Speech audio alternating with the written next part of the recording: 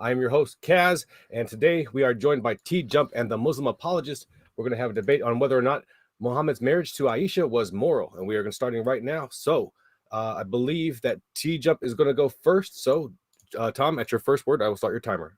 All right. Why am I still muted? Are you still What's muted? what's the time limit? I believe 10 minutes. And are we live on Modern Day Debate? Because it's not showing we're live on Modern Day Debate. Oh man, Jesus. Okay, hold on. Thank you. Sorry. Let's do this again.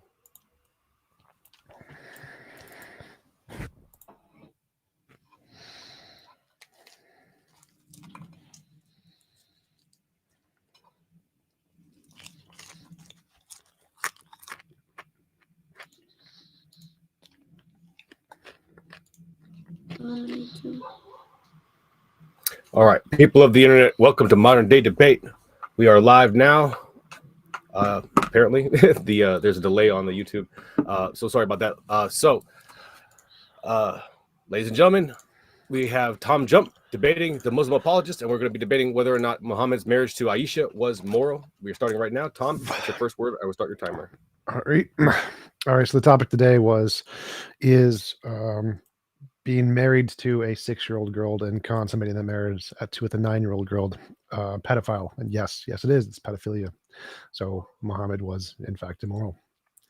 And as Surah 33 verse 21 states, Muhammad is the pattern of conduct for all Muslims. And so this is why so many Muslims around the world are for child marriage, because Muhammad did it. And so everyone else is allowed to do it too, which is why Islam is an immoral religion. So the heart of the issue is, what are the approaches that Muslims can take to try to placate this obviously immoral statement that is in the Quran? And there are several approaches they can take. The primary three are: one is to claim that she was actually older, that wasn't actually 9, but this is false. Aisha, they claim that Aisha was actually 16 or 17 or maybe even older, and her pattern of her conduct based on her pattern of conduct. Unfortunately for the proponents of the claim that Aisha was older, defense, this only works in an atmosphere of total ignorance of someone who's never read any of the Muslim sources related to Aisha. Once you start reading Islam's most trusted sources and you find the Hadith, and after the Hadith, it says clearly that Aisha was 9 years old when Muhammad had sex with her, and you find any of those sources saying, if you try to find any of those sources saying she was 16 or 18, there are none of them. There's zero sources in the Quran ever say that, ever. There are many that say she was 9. So based on the Quran, based on Hadiths, she was 9. So if we take, for example, Sahih al-Bukhari 5158, narrated Irwa, the Prophet wrote, the marriage contracted with Aisha while she was 6 years old, and consummated his marriage with her while she was 9 years old, and remained with him for 9 years till death. See also Sahih Bukhari 3894, 3896, 5133. And 5134, which all agree that Aisha was 9 years old when Muhammad had sex with her. Sahih Muslims 3311, Aisha reports that Allah Apostle married her when she was 7 years old, and she was taken to his house as a bride when she was 9, and her dolls were with her at that time. Sahih Muslims 3309 and 3310, which agree that Aisha was 9 years old when Muhammad had sex with her. And 2116 narrated Aisha, the messenger of Allah married me when I was, narrated by Aisha, when I was 7 years old, or 7 or 6 year old, and he had intercourse with me when I was 9 years old. Also see Abdu Dahabi 4915, 4916, 4917, 4918, which all agree that Aisha was, you guessed it, 9 years old when Muhammad had sex with her. In Nasai 3380, it was narrated that Aisha said, the messenger of Allah married me when I was 6, and consummated that marriage with me when I was 9, and I used to play with dolls. See also Sunnah Udesi 3257, 3258, 3259, 3260 and 3381, which all agree that Aisha was once again 9 years old when Muhammad had sex with her. Now we can continue going through the Sunnah Ibn Majah, the history of Atari, and so on, which all agree that Aisha was 9 years old when Muhammad had sex with her. But instead of continuing on with more sources that Aisha was 9 years old, why don't we just find the sources that say she was 16 or 18? Because there aren't any. There are zero of them. None of them say that. So to quote from Ibn Kathir, one of the most respected Islamic scholars of all time, in his 4-volume biography, Muhammad Ibn Kathir quotes Irwa ibn al-Zubair, Aisha's nephew, who says that Aisha was 9 years old when Muhammad consummated his marriage, and with her, after quoting Irwa on the age of Aisha's, Ibn Kathir says, this statement has contracted marriage with Aisha when she was 6, thereafter consummated it with her when she was 9, is not disputed by anyone and is well established in the Sahih collections of tradition and elsewhere. When scholars disagreed on the issue, Ibn Kathir would draw attention to the disagreement, but when it comes to Muhammad having sex with Aisha when she was 9 years old, Imam Kathir says that it is not disputed by anyone. Ibn Kathir would roll over in his grave if he heard modern Muslim scholars and apologists saying that Aisha was actually 16 or 18 to make Muslims feel better about their prophet. I think our Muslim friends should take the advice of Shaki Yusur Qadi, who rebuked Muslims who lie about the age of Aisha, and he said Muslims don't apologize for the truth and don't distort the truth. There are Muslims that tried to deny this, that he didn't marry Aisha as young as that, and don't lie for the sake of our religion, for Allah as the truth, and we're not going to cover up the truth if people find out embarrassing things about it. So I will conclude there and let my opponent go. All right. Thank you so much, Tom, for that opening statement. We will go ahead and kick it over to the Muslim apologist. At your first word, I will start your timer, sir. All right. Thank you. So I'll begin with saying, Assalamu ala manittaba al-huda. So I begin this statement with all absolute praise to the one true God of Abraham and his last messenger, Muhammad sallallahu alaihi wasallam. Alhamdulillahi rabbil alamin. Wassalatu wassalamu ala ashrafil anbiya wal mursalin wa ala alihi wa sahbihi ajmain. Rabbi shrah li sadri wa yassir li amri wahlul 'uqdatam min lisani yafqahu qawli. Amma ba'd. So the topic today was Muhammad's marriage to Aisha moral. Okay. So this issue has been used and abused by Christian polemicists, apostates, Islamophobes, and every group imaginable who has an axe to grind against Islam, which is of course hardly surprising because Islam is currently the fastest growing religion in the world.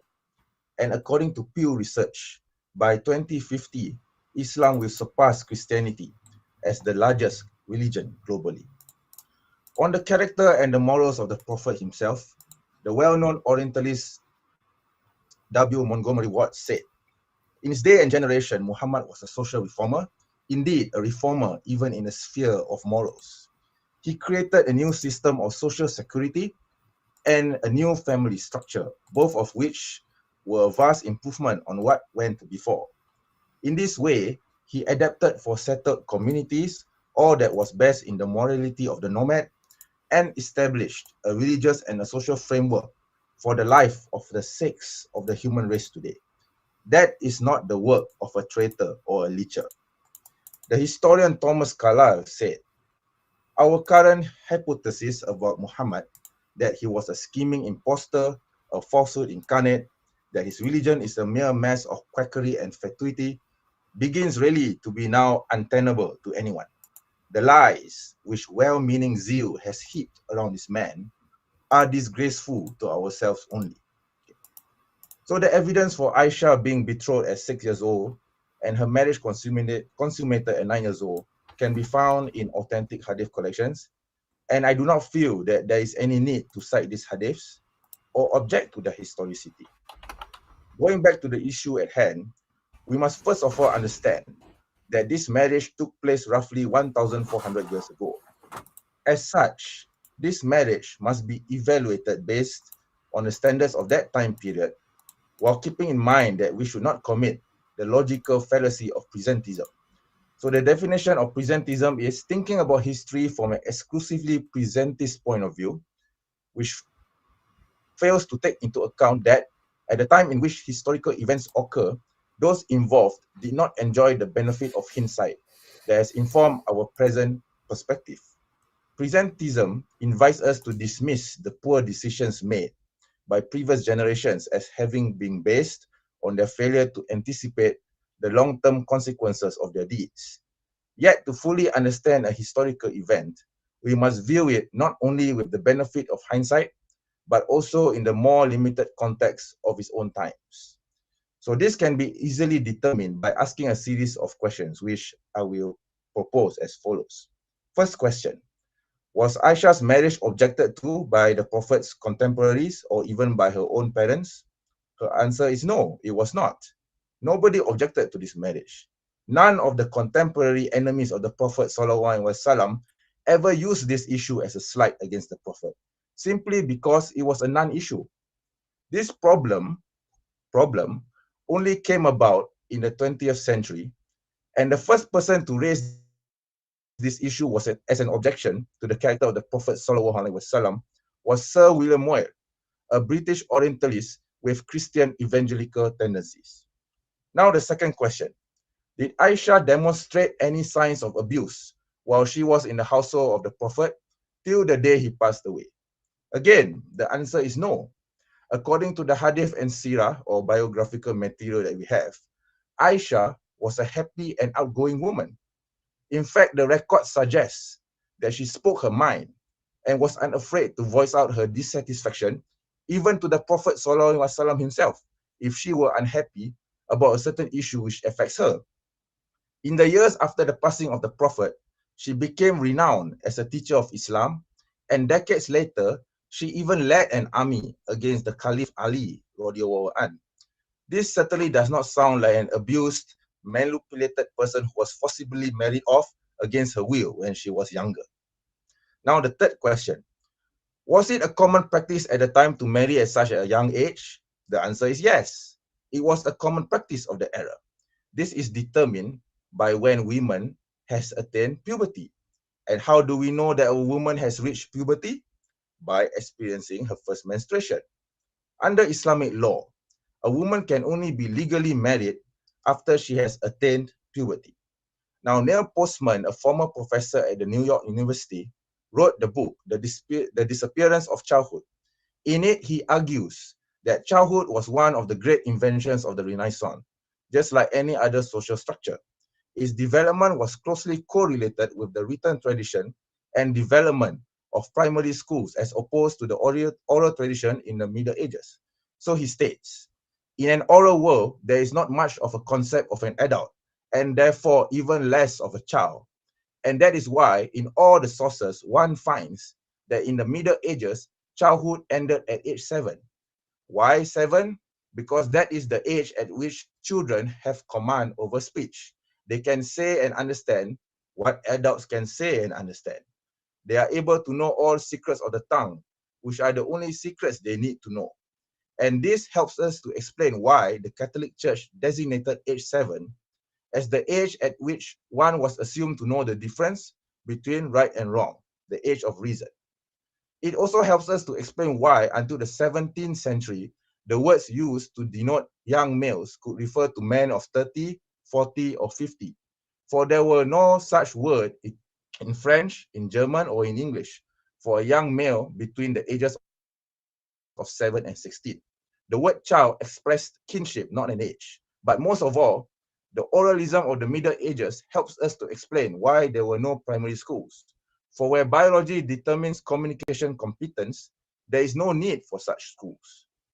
And if we look at the United States in 1930, thousands of boys and girls married before the age of 14. It was reported that 1,311 girls in East-South Central area of the United States married below the age of 14. So now this brings us to our fourth question. Are there examples of young marriages throughout history? What was the age of consent? So let us look at history and how marriage was practiced in earlier times before the 20th century. We have a long list of ancient kings and queens and individuals from Asia, Europe, Africa, and the Middle East being married off at an age as young as 7 years old. So here are a few examples. According to the Bible, Rebecca was married off to Isaac, the father of the Jews, when she was 3 years old. Mary, the mother of Jesus in the New Testament, was 12 years old when she got married to Joseph, who was 90 years old. Akhenaten, she was around 16 years old, was married to her half-brother Tutankhamun, aged around 10 years old, in about 1332 BCE. Judith of Flanders, she was around 12 years old. She married Ethelwulf, king of Wessex, who was 61 years old. Ecgtheow of Wessex, who was 16 years old, married to Charles the Simple, king of West Francia, in 919. Isabella of Jerusalem, aged 10 years old, married Humphrey IV of Toron, who was aged around 17 years old in 1183. And they had betrothed when Isabella was 8 years old. Okay. Isabella of Valois, she was 6 years old. She married King Richard II of England, who was 29 years old. Eleanor of England, daughter of Eleanor of Aquitaine and Henry II of England, she married 15-year-old Alfonso VIII of Castile in 1170 when she was 9 years old. A more contemporary example, Miranali Devi, who was aged around 9 to 11 years old, she married Rabindranath Tagore, who was 22 years old in 1883. So there's a whole list of this in Wikipedia. And I think the point has been made that young marriages were not considered to be problematic until very recently in the 20th century. Now the fifth and the final question. All right. Could the Prophet's marriage to Aisha in any way, shape, or form be considered as pedophilia? Okay. So please read the definition of what is a pedophile. And historical records does not at all suggest that the Prophet ﷺ met this criteria. Okay. Because he only had one marriage with a virgin, which was Aisha. His other wives were all widows. They do not fit a definition of a pedophile. So in conclusion, we can therefore surmise that the marriage of Aisha to the Prophet was part of a practice totally congruent with his time period. And based on what I've already said, there is nothing to suggest that this marriage was immoral. And with that, I end my opening statement. Without lies, Islam thrives. Thank you very much. All right. Thank you so much for your opening statement, sir. And with that, we will go ahead just to and pause. My open phone up is beeping at me. 1 second. No problem. We're going to kick it into the open discussion in just a second. But before we do that, I just want to let everybody know that we are a neutral platform hosting debates on science, religion, and politics. And we want you to feel welcome no matter what walk of life you're from. And if you have a question or a comment for one of tonight's debaters, fire into the old live chat and tag me at Modern Day Debate. Super chats will go to the top of the list. All we ask is that you keep it civil and attack the argument and not the person. Insults will not be read. Want to let you guys know that there's going to be an after show on my channel that you guys can check out. The link will be in the description shortly. And with that, I believe that, one more thing I wanted to let you guys know about is the debate coming up tomorrow at 8 p.m. Eastern. It's going to be the Red Pill on trial. We're going to have Carissa and Jackson versus PWF and Sarah, and that's going to be at 8 p.m. They're going to be debating, is dating harder for men? So go ahead and like and subscribe and check that out if you would, if you find that interesting. And with that, we will go ahead and open up the open discussion. Gentlemen, at your first word, the floor will be all yours. So I want to start with the last question, which was like the definition of pedophilia. Definition is where the preference for sexual activity with a prepubescent child or children. Prepubescent is defined as ages 9 to 12. Aisha was 9. That makes him a pedophile. I was actually going to read the definition from the MSD Manual for the Consumer. So the full definition of a pedophile is defined as having had repeated, intense, sexually arousing fantasies, urges, or behaviors involving a child or children, usually aged 13 years or under. Pedophilia is also medically defined as a mental disorder. Many pedophiles have or developed a substance use disorder or dependence and depression. They often come from dysfunctional families, and marital conflict is common. Many were sexually abused as children. So please tell me if the Prophet fits this criteria. Yes, because being a pedophile doesn't require actual intentions. Like if you had sex with a child, even if you aren't attracted to them, you're still a pedophile. The Prophet was sexually abused as a child. Abused. It has nothing to do with abuse. If you have sex with a child, here in the MSD manual. Stop talking. What I say? Did you listen? No, shut up. Okay, hold on, guys. You shut up, all right? You shut up. Hold on. Listen to what I say. No, I get to hold on, answer. guys, You hold asked on, a hold on. question. I get to No, answer no, the hold on. question. You're not answering the question. Yeah. I just said What is the many question? pedophiles have or develop What is the substance question? use disorder and dependence and depression. So I ask you, None of where that in matters. history- No. So yes, the only criterion of what it requires to be a pedophile is you had sexual activity with a prepubescent child. then That's you're it. throwing, you're basically throwing Intention the doesn't. manual Stop out. talking over me. Stop talking. Let's let Stop Tom talking. finish his Stop thought, and then you talking. can reply. Stop talking. Can you guys hear Stop me? talking. Yes, we can hear you. Okay. So the only thing that makes you a pedophile is if you had sexual activity with a child. I don't care about your intentions. I don't care about your desires. If you had sexual activity with a child, you're going to prison because you're a pedophile. That's it. There's no psychological. Right, okay. Don't care. Right. Muhammad had sex with a 9-year-old girl. all right, He is right. a pedophile. Done. Okay, let's go with your very narrow definition of pedophilia. Answer this question, please. Are you a moral objectivist or Objectivist? subjective? Objectivist, yes. I'm a moral objectivist. If you are an objectivist, then tell me why no one during the time of the Prophet objected to this marriage. I did not understand that sentence. Why did no one, his contemporaries, during the time of the Prophet ﷺ, ever objected to this marriage? Because you said that morality is objective. Well, they did actually. Then Aisha's father did. But well, so moral objectivism is the position that facts are true independent of what anybody thinks. So asking me why didn't a whole bunch of subjective people not disagree doesn't make a difference to moral objectivism. It's still going to be wrong whether or not his contemporaries agree. That doesn't make sense to me. I mean, if morality is objective, if morality is objective, yeah, then it should be standardized throughout all periods. Then everyone should have agreed. No, like it's an objective fact. It's an objective fact the world is round. One sec. It's an objective fact the world is round. Not everyone agrees. Things that are objectively true are not objectively true because people agree. They're objectively true because they have a truth value independent of any opinions. It means it doesn't matter whether people agree. That's what objective means. Subjective means it's true contingent on opinions. So if you're thinking, well, why the society at the time didn't object, and you think that's fine, that's subjective morality. That's relative morality. If you think morality is objective, that means it's always wrong to do things, even if people don't know it's wrong.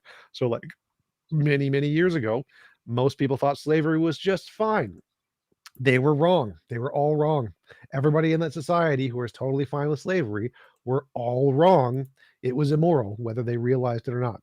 So the number of people who realize it doesn't matter to objective morality, because objective means truth statements that are independent of what people think. Okay, all right.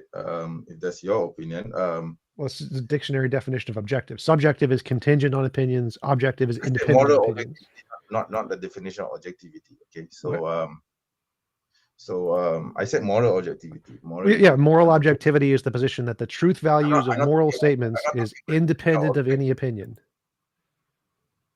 Still doesn't make sense to me. Okay, but I don't. What does? Yeah, I was thinking of a question. I can't. Give me a moment, please. Okay.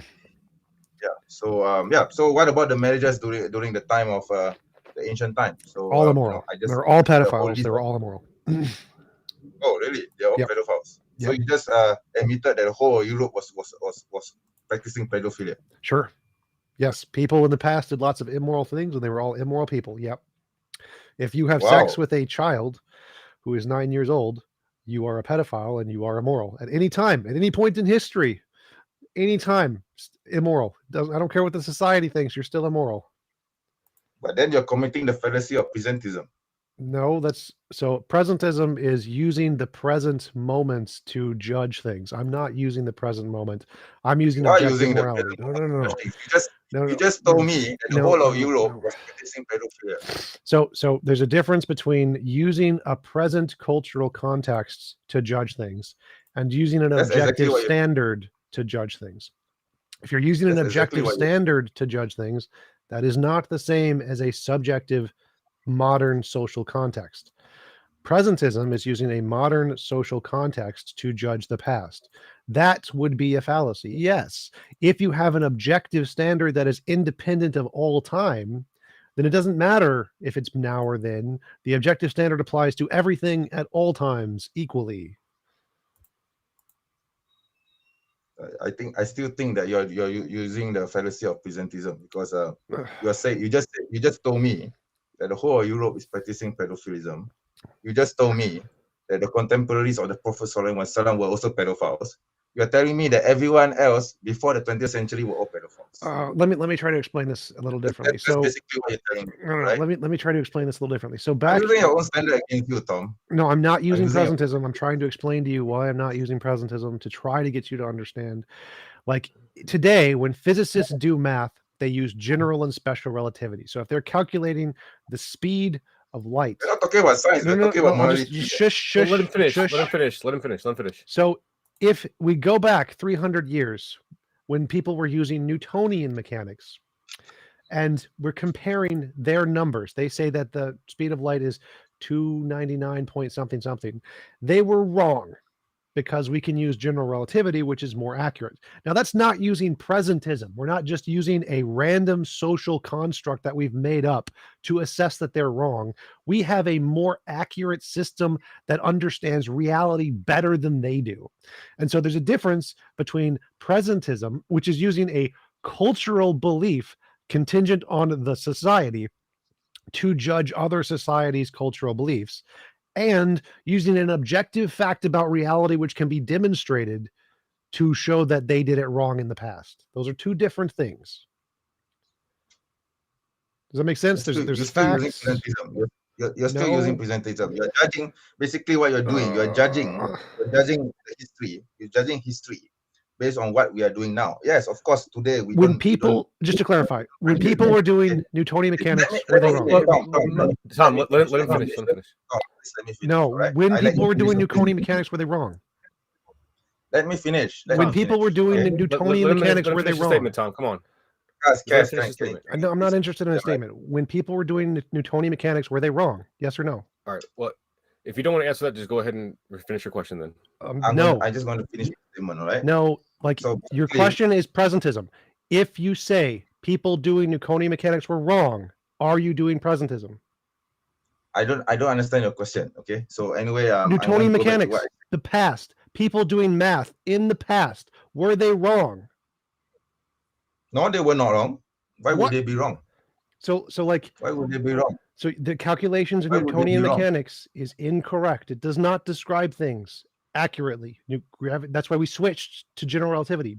Math in the past, they got it wrong. Today we get it right. They were limited by the knowledge of their time. So why would it be wrong? You know? Because it does not describe reality. So if you try to describe the orbit of the moon with Newtonian gravity, it's wrong. Your example is about mathematics and facts. Yes. It's not about morality. No. Morality is a fact. That's what objective morality means. If you believe in objective morality, you believe morality is fact, just like physics is fact. That's what objective morality means. Of course, physics are facts, but I'm talking about morality. Yes, morality is a fact. Morality, objective morality, moral facts are facts, just like physics is facts. You're still not making the point. You still don't get the people in the audience. Did what I say just make sense? Was the connection between objective and facts and physics? Did that make sense to you guys? My chat is saying yeah. My chat makes sense. Kaz, did my analogy make sense to you? Of course, but I'm neutral. Doesn't make any sense to me.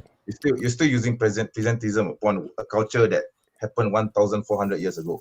Okay, you're judging history based on what we are practicing now, and there are certain things in the past which would be considered immoral back then. Wait, I got another idea. In the past, people thought objects that were heavier than air couldn't fly. Were they wrong? I guess so. Yeah. Yes. So today we know objects that are heavier than air can fly. Planes can fly, but in the past they thought they couldn't. Is that presentism or is that a fact? That's fact. That's not presentism. Right. So there are these things called facts that people in the past could just have been wrong about, right? And so one of those could be morality. They could have been wrong about morality in the past, right? No, not necessarily so. No. Are you a moral relativist? I'm a moral realist.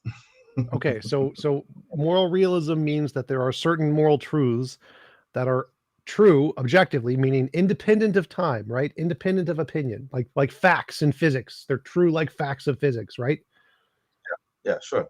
So if there's a fact of physics, just like there's a fact of morality, and people in the past didn't believe that fact, they would be wrong, right?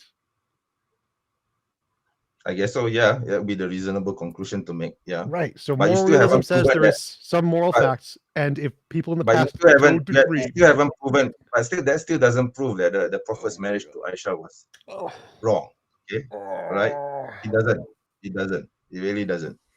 So if Because you're still judging by what we are doing now. Okay, upon history. It's really that simple.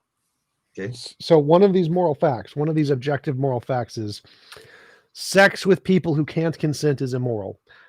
People who are children don't have intellectual ability to consent, therefore having sex to them is immoral. That's what this is, one of those objective moral truths that's true independent of time. You were on record, dude. You were on record saying that incest is okay.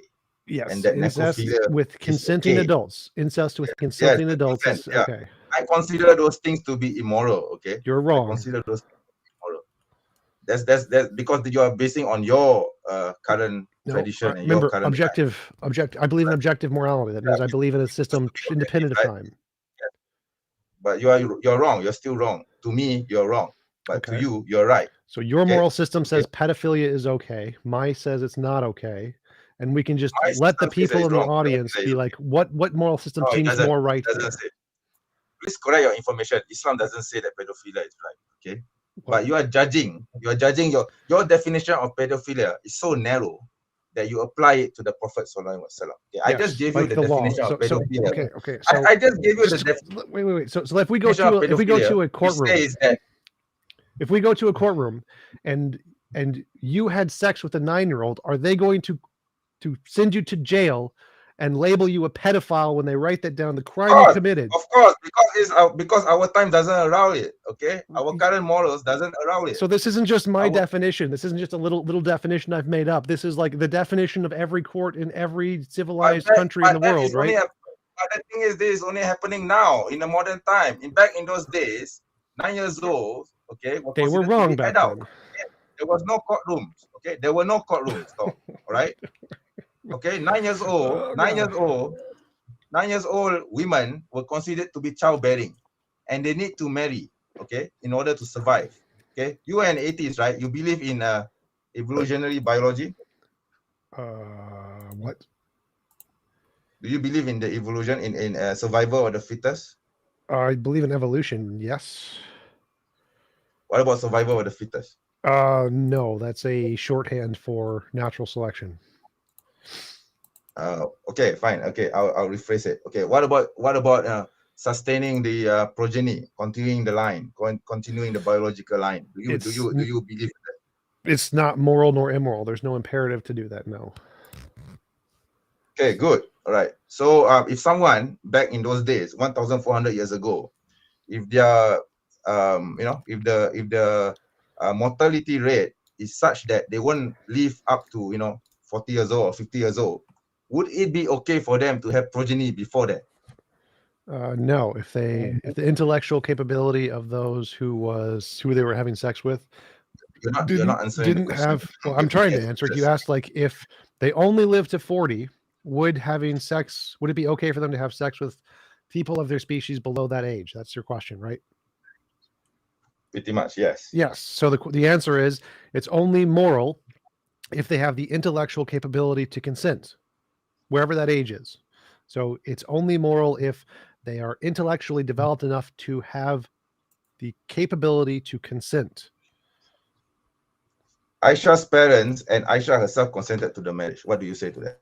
She's 9. You can't consent when you're a child. That's literally a part of the law. So you are in denial because the records say that she consented to the marriage. You're in denial. No, simple. no. Close. Finish. I won the debate. So yeah, you can claim that, like, if you claim a child consented to sex, you still go to jail. That doesn't mean the fact that they consented. I think you ignored my definition of what a child is, because I read the definition of what a child is, right? I quoted Neil Postman, right? What? I quoted Neil Postman that I have no idea in the what you're Middle talking about. Ages.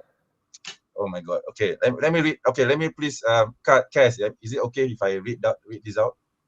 Okay. Well, my definition Sure. is a young human being below the age of puberty and below the legal age of majority. Cass, can I read out this passage if Yes, you're go okay ahead. with it? Yes.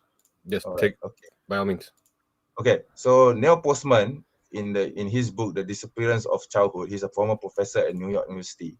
He says that in an oral world where there is not much of a concept of an adult and therefore even less of a child, and that is why in all sources one finds that in the Middle Ages childhood ended at age 7.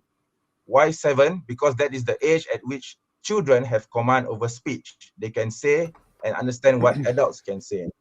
Okay, and then the passage just goes on and talks about the attributes of what defines a child back in the day. But basically, people before the 20th century, okay, they don't have this conception of child.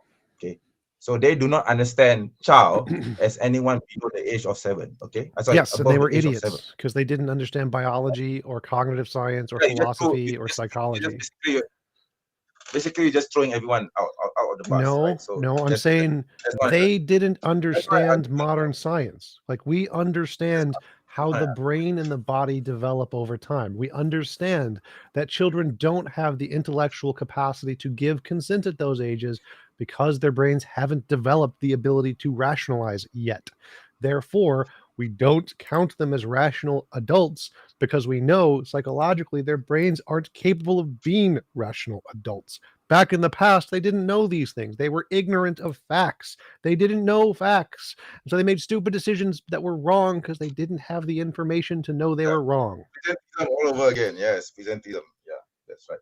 Yeah, you're doing presentism again. No, that's those facts things. Those pesky facts things we agreed upon are not presentism. They're just facts. It's presentism because I just told you that in the Middle Ages they don't consider a 7-year-old to be a child. Okay, and I already explained that's not presentism. That's a fact. You're just, like I said, you're just throwing everything under the bus. You deny every single definition I give, and you give your own definition. That's pretty much what you're doing. That's not what I'm doing. That's what you are doing. No, and I think the audience can see this. Right? Sure. The audience can see this. And you make cases and doing this will not change it. All right? Uh-huh. That's simple. Yes, we can ask the audience what they think my point was and if it made sense, and we'll find out. Yeah. So yeah, if you have any questions, go ahead. Nope, you kind of just admitted I was right on everything. I don't really have anything else to go on. I didn't proceed to anything. You just admitted that you were, you just admitted that anyone below the age of 40, as long as they give consent, can do whatever they want. And I have clear records that Aisha's parents and Aisha herself agreed to them. I don't think you know what any of the words I use mean. That's probably a problem. Yeah, you can insult me however you want, Tom, but you know that I'm right. Okay. Sure. Yeah. Muted. Sorry, Cass, you're muted. Still muted. I have too much crap open on my desktop right now. So you had mentioned that Aisha's parents had consented for her. Can you talk more about how that works? How can a parent consent for a child? Well, back in the day, like that? like I said before in my presentation, even anyone who has reached puberty are not considered to be children anymore. Okay, and in the adult culture, okay, one must get either the girl's consent or the parents' consent. Okay, so once the parents consented, therefore the marriage goes. But she's also given an opportunity to reject the marriage if once she reaches puberty. Okay, And Aisha, we have the records. She was married off at 6 years old and consummated at 9. She has every right to reject the marriage when she was 9, but she didn't. She moved in with the Prophet, right? So the marriage goes. So that is consent.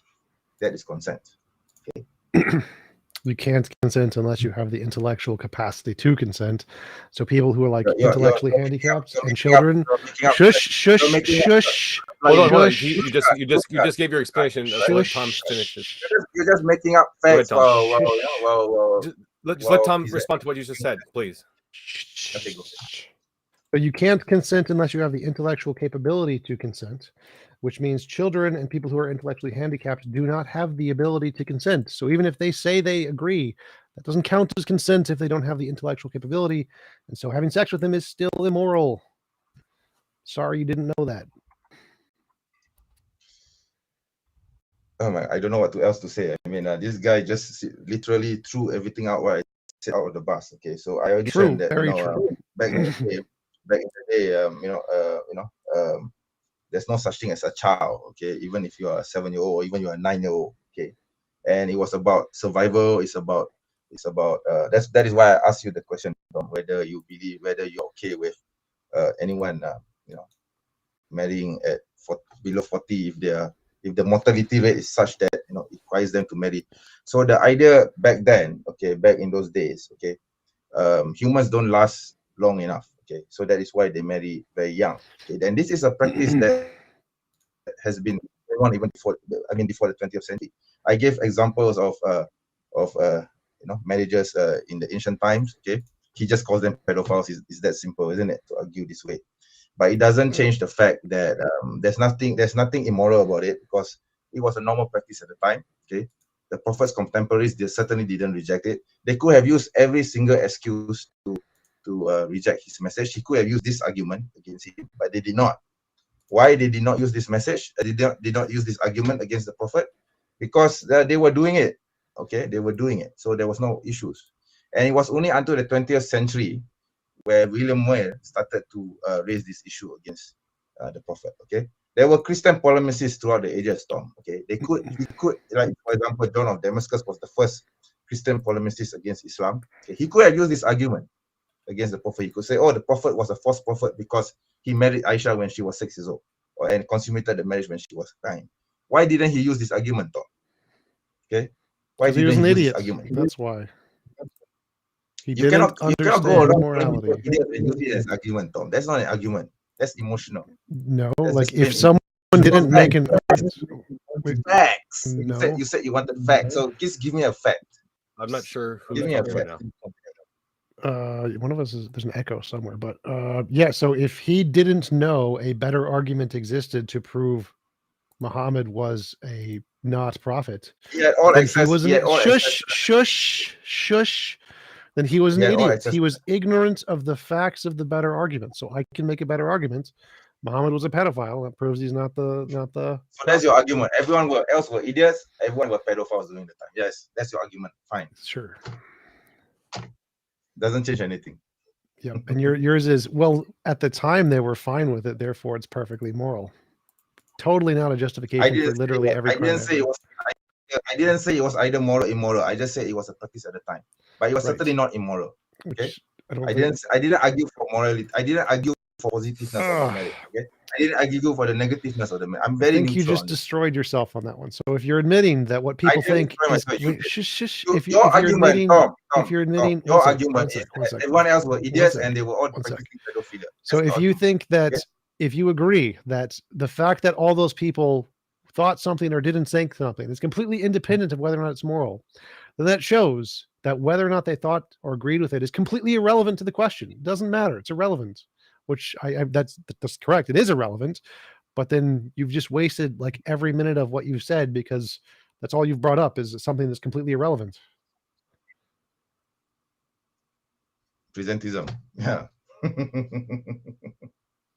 Are we done yet? Well, I guess we could go to Q&A if you really have nothing else to argue about. I don't think so. I mean, the guy just argued that. Could you maybe talk about how? I mean, Muslim apologist, you did just say that you didn't have an opinion of whether or not it was moral or immoral. Can you maybe expound upon what you do think about it, especially in like I believe, present times? yeah, I believe, yes, okay. Sorry, Cass. Okay, so basically, I believe as a Muslim, of course, I revere and honor the Prophet Sallallahu Alaihi Wasallam. Okay, I believe that he's a true messenger of God. At the same time, okay, the Prophet Sallallahu Alaihi Wasallam was a man of his times. He adhered to the cultural mores of his time. Okay, so it's neither moral or immoral. I mean, the Prophet owned slaves. Okay, so the Prophet married more than 4 wives. So First the of all, Prophet went to war. Yes. So okay, there are certain things which the Prophet did, which were within the confines of his times, which today will be considered wrong or immoral. Okay, by presentism. Okay, so the Prophet had to. The Prophet basically was constrained by the limits of his times. Okay, if the Prophet Sallallahu Alaihi Wasallam were living in our times today, I believe that he probably would not have married Aisha at 6 years old, because not because it was immoral or anything of the sort, but because he wanted to show as an example to the other Muslims how the right marriage should be. Okay, I believe that he would probably marry her maybe a little bit older, probably not 18, probably, I don't know, when maybe a bit older, maybe 15 or 16, right? Okay, it's possible. Okay, but he was constrained by his times. At the time, it was totally normal to marry at 6. Everyone else was doing it. It's neither a moral or immoral argument. Okay, it was just something confined within the time period, and everyone else was doing it. Okay, it's not a matter of morality here. Okay, it's more of a matter of cultural laws and traditions. Okay, What's the title? And, what's the title of the debate? We have 22 minutes left on the open discussion. Okay, the Middle East. Sorry, the Europeans were practicing this. What was the title? What was the title of the debate? What was Muhammad's marriage to Aisha moral? Yeah, what was the previous sentence? What was the previous sentence you just said about whether or not people? I said it was neither moral or immoral. That's all. Okay, neither moral or immoral. But if we are going to ask this question, okay, was Muhammad's marriage to Aisha moral? My answer is it was not moral. Okay, that's all. Okay. Perhaps separate from Muhammad, if we could just talk about anybody marrying a 9-year-old in any time period. What do you think about the actual moral impact of child marriage? I guess. Like I said, I gave examples before, right? I think they were constrained by that time period also. Okay, and they want to basically it's all about survival of the fetus and extending their progeny. So of course they're going to marry young, because the death rate, I mean the mortality rate is makes it so that they probably will not survive beyond the age of 40.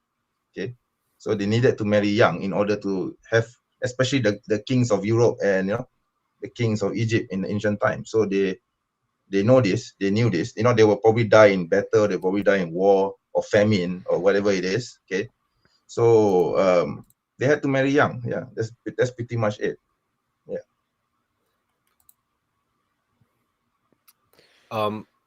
Tom, if you don't want to respond to that, maybe you could talk a little bit about how you do determine proper ages for consent, maybe. I mentioned that already. We use psychological development, whether or not they're cognitively capable to make decisions and rationally analyze consequences of certain decisions.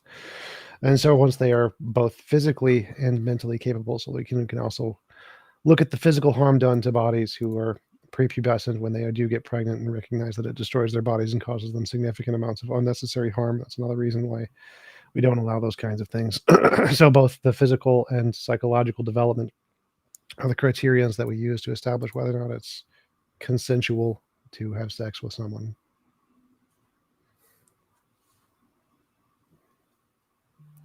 Can I respond to that?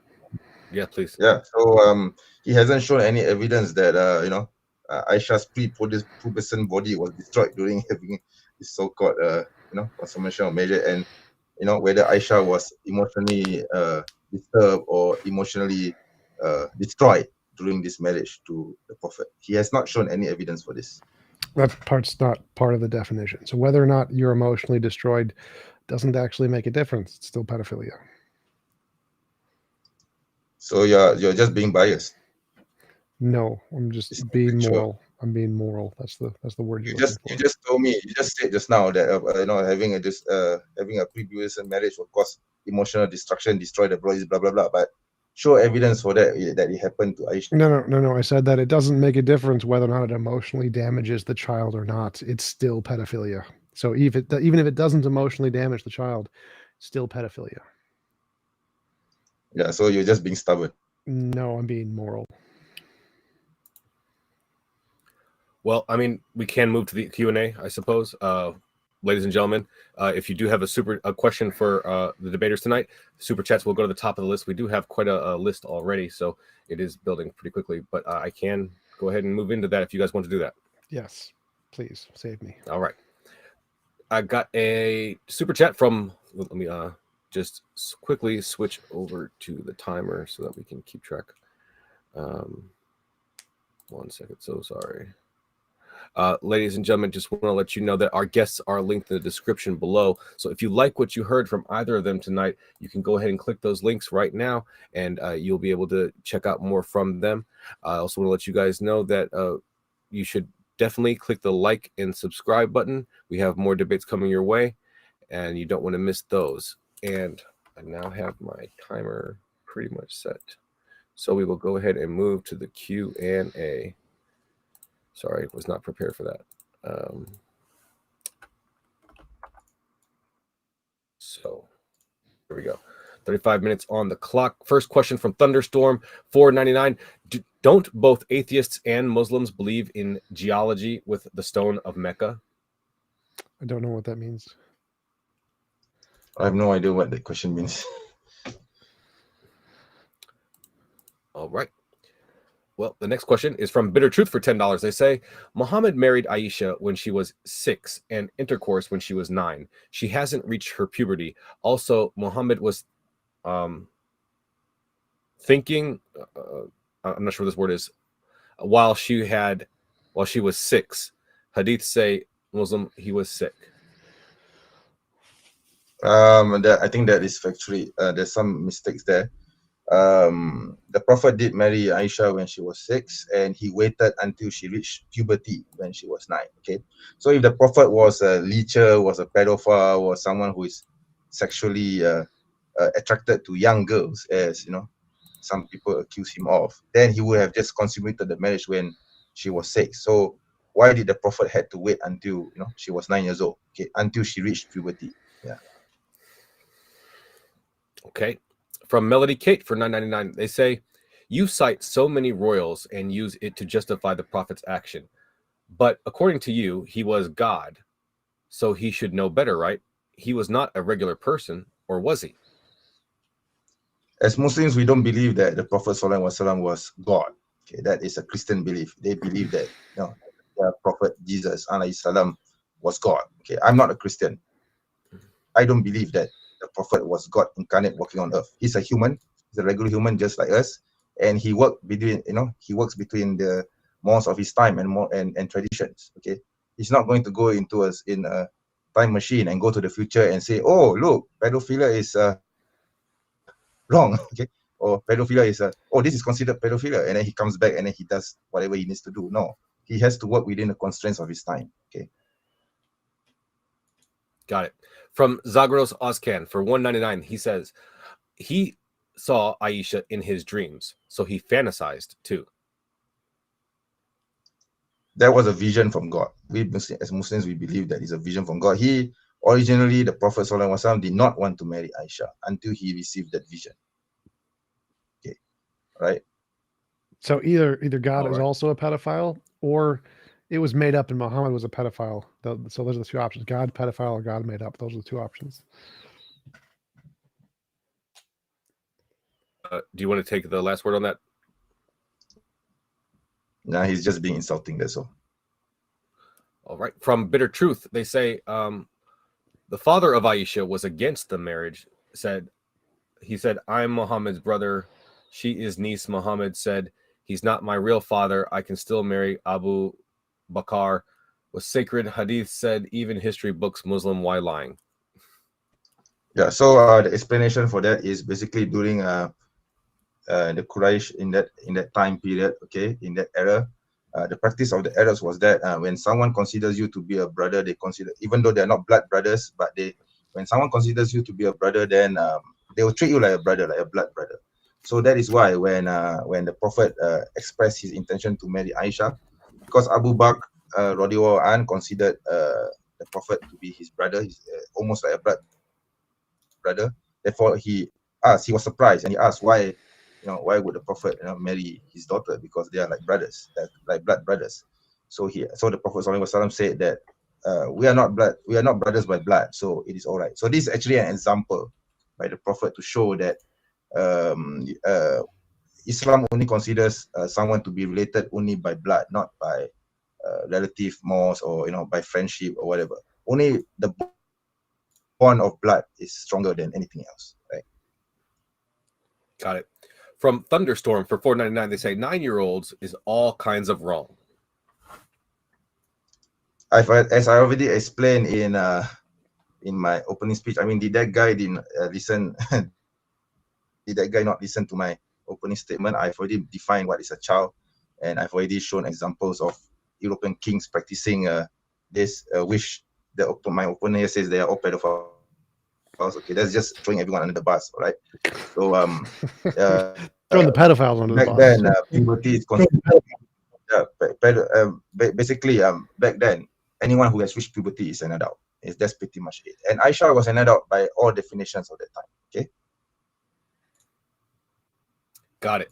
From Ozzy and the Gamer for $5, they say for Muslim apologists, it is not moral just because it was legal. Your quote-unquote prophets were immoral. You are a relativist. It's not presentism, and they were ignorant. I would say that the questioner, he's also a presentist. He's just throwing everyone under the bus. I've already explained this. Got it. From ES 1002 for €2, I think. For you Muslim apologists, if you lived in that time, would you copy him? Yes, I would, of course, because he's my prophet. He's the best example of man. Got it. From Mars Squeeze for $5, they say, where is Chris Hansen? That's a joke. From Industrial Nerd for $2, they say, little girls are okay, but not bacon. I don't get what that means. Oh, I think he's talking They're asking about why it's okay to marry a prepubescent girl but not eat bacon. Oh, yeah. Again, this goes back to my original statement. I think I don't want to repeat that again. I've repeated it so many times. Bacon is forbidden by the Quran. It's an explicit commandment. Okay, so yeah. Got it. From Jupiter Darman for $5, they say, I feel like I've spent an hour listening to someone tell me why an adult marrying a 6-year-old was perfectly fine. Am I right? Love you, TJump, and God bless that chair. Yep, that's about right. Can I respond to that? Sure.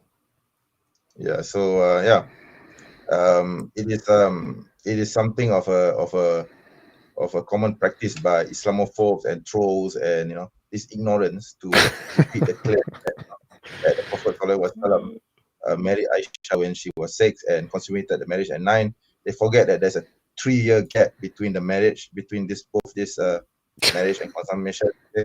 So they need to answer the question: why was it that the Prophet ﷺ waited until she was 9 years old? Please answer the question. I don't know. Got it. From Hate Still pedophile, Stairs though. for $5, they say. Go ahead. Okay. To the Muslim apologist, was it immoral to kill someone before Cain killed Abel? Yes. Yes, it was. Interesting.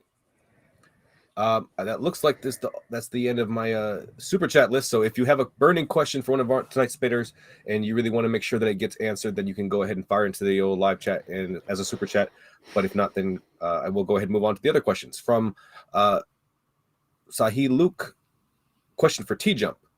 You cherry-picked the hadith that says Aisha was 9, but why you didn't quote the hadith that mentioned she was 19 years old? Are you not suppressing the evidence? There are none. There are none that said she was 19 when they consummated. That doesn't exist. Muslim apologist, is there such a hadith that says that? Well, okay, so there are some scholars who not deny, they criticize the hadith which mentioned that Aisha was 6 years old and consummated the marriage at 9. So they look at other external evidence, like for example, her sister. Okay, her sister was around 20 years old, and based on that understanding, therefore, the age gap between her sister and Aisha was about a few years in difference. And since that particular hadith, at the same time which the Prophet allegedly married Aisha at the time, married Aisha at the time, the difference between the ages is such that it can't be possible for Aisha to be 6, according to this methodology. But I myself, I don't adhere to this because I believe that there are serious implications if we as Muslims use this methodology. So I'm just going with the literal evidence, and I believe in this hadith wholeheartedly that the Prophet ﷺ married Aisha when she was 6 years old and consummated the marriage at puberty when she was 9 years old. So I have no problems with it. Okay. Got it. Super chat from Bitter Truth for $5. They say, Kaz, can you please arrange my debate with Muslim apologists on the same topic? And I would probably do that. Send me an email or link up with me on Twitter or whatever, and we can see what we can do. Sure. Can I say something about that? I'm sorry? Can I say something about that? Please. Yeah, please so that guy who wants to debate me, I have a live stream every week, so you can jump on and talk to me about it. You're free to do so. I got a question from Don. He is linked in the description below. I got a question from Don on my end. Would Muslim apologists allow his daughter to be married at the same age as Aisha? If it's the Prophet ﷺ, then yes, of course, without doubt, in the blink of an eye. Did you say only for the Prophet? Is that what you just said? Yes. Got it. From Bob's note, I need to read it. Bob's note. Oh, I'm sorry. From ES1002 for €2. They want to know about your criminal record, Muslim apologists. Okay, sure. I will explain that. All right. So 2 years ago, okay, I was my house was raided, and I was falsely accused of a crime, unfortunately, which is related to pedophilia, okay, possession of child pedophilia, okay. So the police, okay, the Malaysian police, these criminals, okay, called the Malaysian police, they raided my home without a warrant. They took my stuff, they took my desktop, okay. This is not the desktop that they took, but this is the exact room where they conducted the raid, okay. So I was arrested, okay, I was put in a lockup for 3 days, and then I was released, and then there was nothing ever since, okay.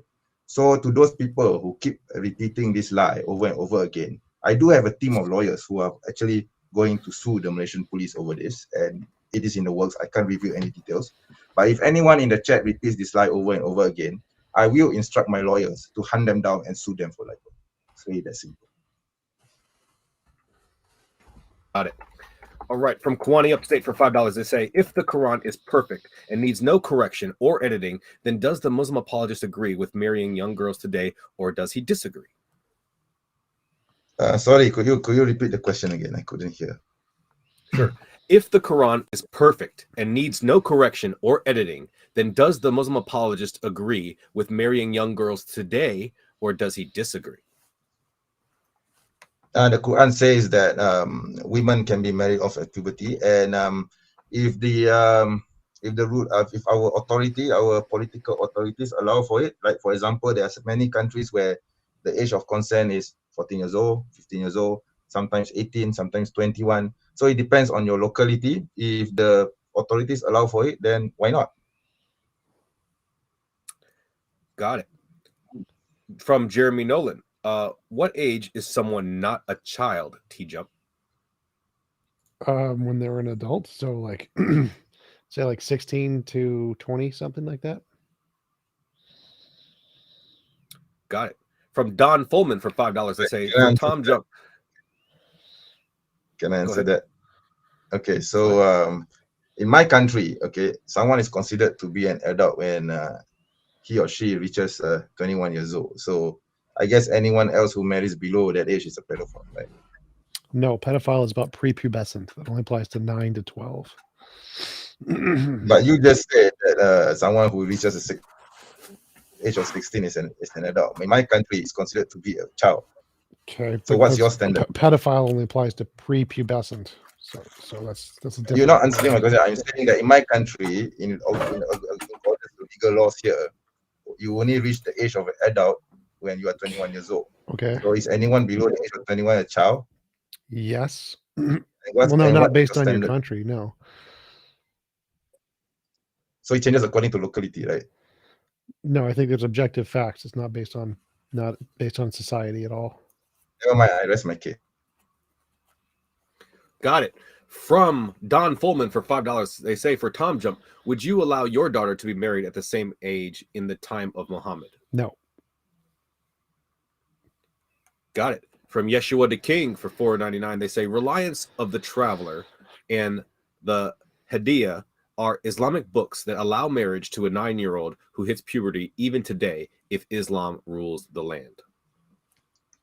I've already actually talked about the reliance of the traveler in my debate with Apostate Prophet. I said that the reliance of traveler is not reliable. It's not considered to be something authoritative. We have other authoritative works like the Muwatta, like Subuh Salam. Okay, there's so many books. Okay, there's so many Bulughul Maram. There's so many other authoritative books in the Islamic world, and reliance of the traveler is not one of them. Are you saying that he's wrong and that the reliance of the traveler does not agree with you?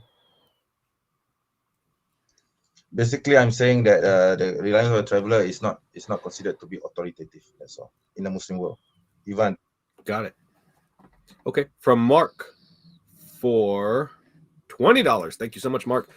God/Allah, Judaism to Islam, is inherently wrong, morally speaking, 9 out of 10 times. So how do you justify his commands?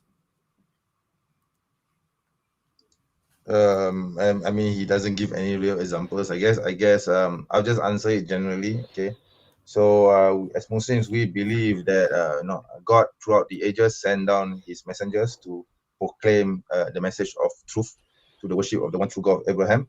And in each time period, in each situation, there are differences in the laws and mores. Like for example, Musa alayhi salam, he would be more militaristic because the situation commands for it. During Jesus's time, he would be more soft. He will be more apologetic because of the situation that calls for it. He can't go against the Roman Empire. And during the time of Muhammad sallallahu alaihi wasallam, the laws are also different because it suits the time and the time period and the situation. And we also believe that so with the coming of the Prophet, the last messenger of God, therefore the laws are applicable throughout all times. So yeah. Got it. All right. From Miss Stella for $5, they say, so are we just deciding on what our morals are based on that the law allows? I'm just giving examples, you see, because my opponent, he's shifting the goalposts, he keeps changing his position. Okay, yeah. So you can just watch back the recording and see what he has done. Got it. From ES 1002 for €2. What if Aisha hit puberty after 9 years old? Then the Prophet would have waited until she reached puberty. Let's say if she reached puberty at 14, then the Prophet would have waited until she was 14 years old. Because you cannot consummate the marriage before you reach puberty. Basically, that's it. Yeah. Got it. From Yeshua the King for $1.99, they say, Islam proves the authenticity of the reliance. Or no, he doesn't. Makkah. I'm not sure. He may have been ISLAMQA. Yeah, the question doesn't make any sense anyway, because it's like putting the chicken before the egg or the egg before the chicken. Got it. From Notion Slave for $4.99, they say, have some self-awareness and quit debating when you have pedophilia charges. This is embarrassing. As I said earlier, my lawyers are on standby. If I were to, if you repeat the lie against me, I will instruct my lawyers to sue you for libel. It's very that simple. Got it. From Nix for $10, they say, so if your country recognizes adulthood at 21, how can you say that a child is capable of making the very adult decision to have a sexual relationship with anyone, much less an adult? But you see, in Malaysia, is a bit unique. I think this is also practiced in other countries anyway, but I am speaking in the context of Malaysia. So if, let's say, if someone who is 12 years old, they, for some reason, he or she wants to get married, they will need to petition the courts, and the court here will hear the case and listen to it and decide whether they are suited for marriage. If the court says that they are not allowed to be married due to other reasons, even though if they may have reached puberty at 12 years old, then it will not continue. It's very that simple. Got it. Okay, so that's end of the super chats, ladies and gentlemen. If you have any more, go ahead and send them in. From Envix, they ask, they didn't allow adult women to consent. Why would they allow a 9-year-old to consent? As I've already said earlier, I think I've already repeated this so many times. Okay, the parents of Aisha did not object to the marriage; they consented. Okay, and the Prophet waited until she reached puberty and she went into his household. If Aisha wanted to reject this marriage, she could have said no. She could have been, because she already reached puberty, she's considered to be an adult, fit enough to make her own decisions. Got it. Matt Lee for $2. They say cringe. And then another question from Free Your Mind. Modern day debate question for TJump. Is it morally acceptable for AI pedo porn movie or a game? Pictures being generated that aren't of real people, I don't really care about. They're not immoral, no. Got it. From Yeshua the King for $1.99, they say Islam Q&A website proves the book to be authentic. I don't care what Islam Q&A says, okay? Because we don't have the translation of the Reliance of the Travel even in my mother tongue here in Malaysia or in this region for that matter. And we have so many translations of other works in my mother tongue. So it's not authoritative enough to be. If it's not authoritative enough to be considered for translation, then it's useless, right? Got it. From Ames McDougall, did Aisha's parents sell her off? The short answer is no. Okay. From Free Your Mind, what's your take on the low birth crisis? Women working a factory, and do you think we need women to give birth and men to father a family to keep the population going? No, who cares about the population? If the population goes down, oh well, it's not a bad thing. As long as we have AI to make up for the work, it doesn't matter if we have population or not. Can I answer that? Got it. Sure. Okay, so I believe in the family unit. Okay, so I think I've already said this so many times, even during past debates, that Islam promotes the family unit and ensures that the human race continues. Therefore, it encourages marriages and the continuance of the line, okay, the biological line of humans, and you do it while ensuring that the man is as the leader of the family and the woman as the leader of the household. Yeah. Okay. From Jacob Grosek. Question for Muslim apologist. Of course, from a Muslim perspective, Aisha's marriage can be seen to be moral. But why should people who don't hold a Muslim morality accept this to be moral? Because marriages at puberty was considered to be normal back then. Okay, so yeah, I mean the standard for adulthood was puberty and the conditions of the time period. Okay, it's a combination of factors. You can't just simply accuse someone of being a pedophile just because he or she got married at or consummated a marriage or have sexual relations when she was 9 years old. How do you determine whether 9 years old is below? Is mentally incompetent or whatever it is that spill. Yeah. Because it's before puberty. That's the answer. That's how you do it. Yeah, but I just said that Aisha reached puberty when she was 9. You just said that, 9 to 12 is all before puberty. Puberty is after 12. she reached her puberty. She had a menses at 9. Okay. Uh-huh. All right. Next question from ES1002 for €2. I think Aisha couldn't have a baby due to fistula. I would think that this I wouldn't know about the medical condition of Aisha. Because the Prophet's wives after Khatijah never did have any child from the Prophet Sallallahu Alaihi Wasallam. Okay, so but they had children from their previous marriages. Okay, except for Aisha, of course, as I mentioned that Aisha was a virgin, so of course not. But that being said, I believe that this is with divine ordinance, that there is a reason why the Prophet did not have any children after his marriage with Khatijah. Okay. By the way, his marriage with Khatijah, he had about 5 or 6 children with her. Okay. With Aisha? With Aisha, none. Yeah, none. Oh, do you know anything about this fistula?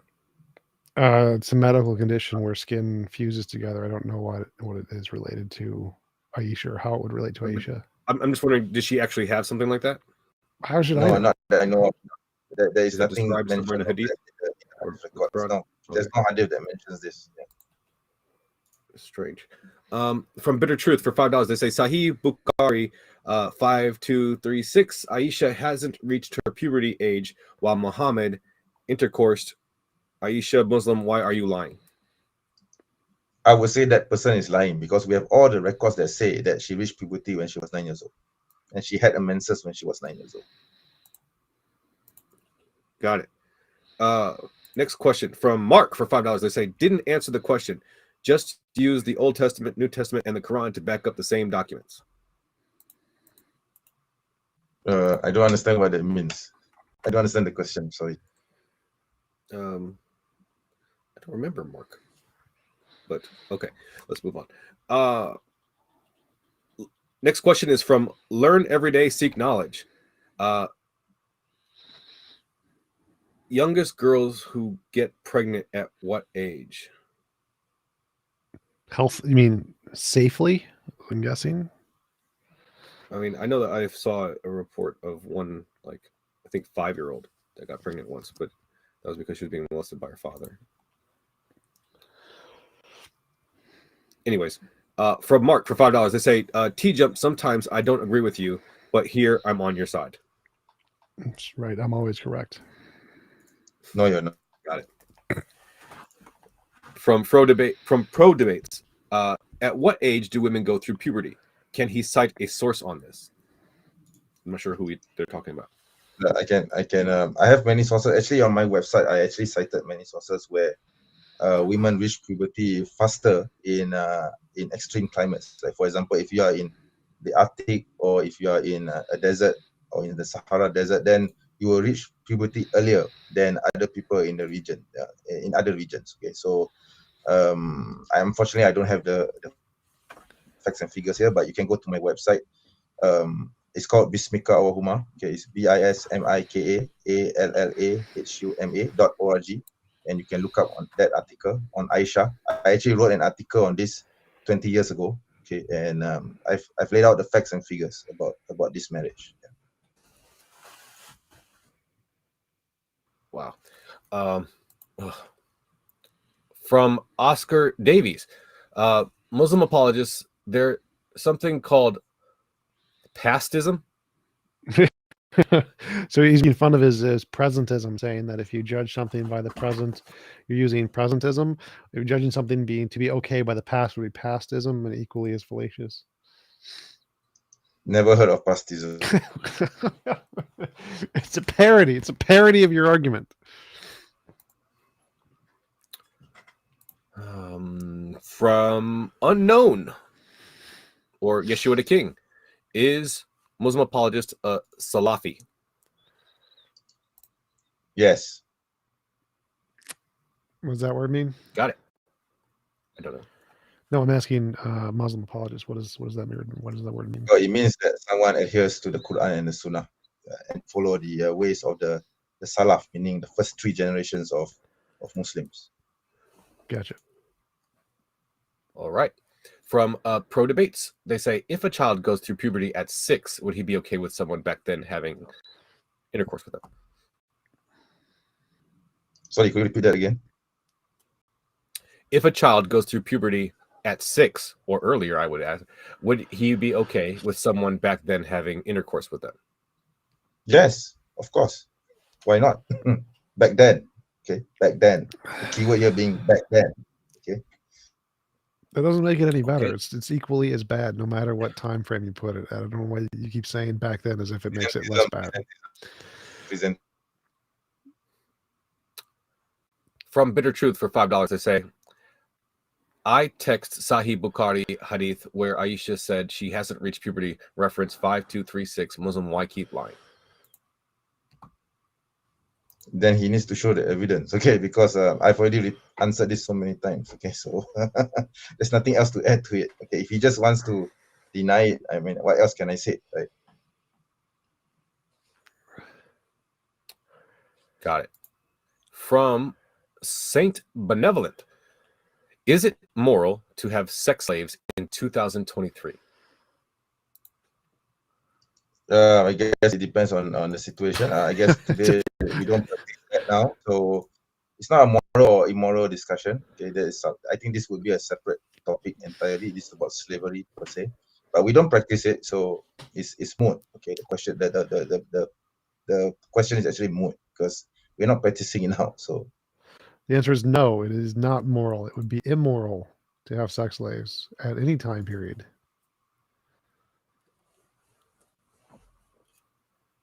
From Saint Beloved, I'm sorry, I think I just read that. From also, we got a super chat from ES 1002 for €2. Hashtag keep men away from children. yeah, he can go falafel himself. From also Lamo, for Muslim Apologist, how old was Aisha when Allah showed her to Muhammad in a dream? I guess 6. Got it. From Jack Nicholson for $5, they say, does Muslim Apologist believe puberty defines adulthood? Does he know the prefrontal cortex required for planning and executive function still develops into the 20s? Yeah, to answer the first question, yes. To answer the second question, I would say that it depends on your situation, your condition, because back then things were extreme. So obviously the prefrontal cortex would develop faster. Okay, today we are living times, yeah, basically I'm relaxing in front of my monitor. I mean, back then, do you think they would have time to do this? They will probably be working in the fields or going to war. Do you really think that they will have time to wait until they're in the 20s for their prefrontal cortex to develop? Okay. Super chat from Bitter Truth for $2. They say religion based upon lie. Muslim Apologist just proved it. To that, I will answer, without lies, Islam thrives. Okay. From also Lamo for no, I'm sorry, I read that one. I think that is the whole list, ladies and gentlemen. I think we're at the end. We have a couple more minutes, so if you do want to send your super chat in right now, it would be a great time to do so. Looks like something is. Yep, I got them all. So, last words, thoughts before we wrap it up, guys? Yeah, I'll let you go. Nope, I'm good. All right. So, All right, so ladies and gentlemen, can I wrap it up? What about me? I'm sorry. Can I wrap it up? Oh, sorry. Go ahead. Yes, please. Sure. So yeah, I've already presented several points regarding Aisha's marriage. Although I may, I hope that TJump, I hope you won't take offense to what I say. I apologize in advance if I hurt your feelings or whatsoever. Okay, if we have, I know we're going to have serious disagreements over this, but basically my position is that committing the fallacy of presentism, okay, does not make the Prophet's marriage to Aisha immoral. Okay, so there is this has been practiced throughout the ages before the 20th century. It's all about survival of the fittest, okay, extending the progeny, okay, and the mortality rate also factors in. So this is something very normal back then. Of course, today we don't do this because we have so many reasons not to do this, okay. Of course, we have the problem of pedophilia and all these problems, right? This sexual crime, this degenerate, right? So of course, we don't do this. But that being said, back then there's no such thing. So things were different back then. Yeah. So that is all I have to say. All right. Well, thank you so much. Double check to make sure we didn't get any more.